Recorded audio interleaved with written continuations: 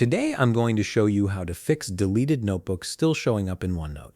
If you've been frustrated by old notebooks appearing in your list even after you thought you removed them, this tutorial will help you completely eliminate them from your workspace. Start by opening your Microsoft OneNote app and load into your notebook. This is your main workspace where all your notebooks are organized, and it's where you'll begin the cleanup process. Once your notebook has been loaded, here's an important thing to understand. The process of deleting a notebook from the OneNote interface could be a less effective one, since the only option you have here is to close the notebook and remove it from the list of notebooks listed. However, there is a more effective way of deleting your notebook and ensuring it never shows up again.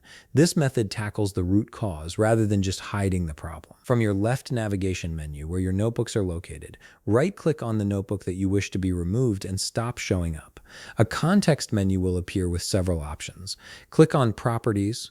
This opens up the notebook settings where you can view and modify important details about your notebook.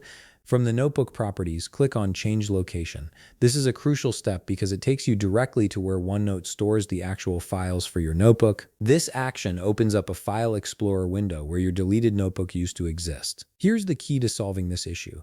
The reason the notebook shows up is that OneNote still detects a few file components or even the folder name for this notebook. Even though you may have closed or removed the notebook from the OneNote interface, the underlying files are still present on your computer, causing OneNote to think the notebook is still active. All you have to do is completely delete anything that associates with this notebook, and the big culprit is the notebook's folder name. Simply hold Shift and press Delete to permanently delete this notebook's folder. Using Shift plus Delete bypasses the recycle bin and removes the folder permanently, ensuring OneNote won't detect any remnants of the notebook. Once you've done this, the deleted notebook will no longer appear in your OneNote interface. If you found this video helpful, please leave a like, subscribe, and see you in the next video.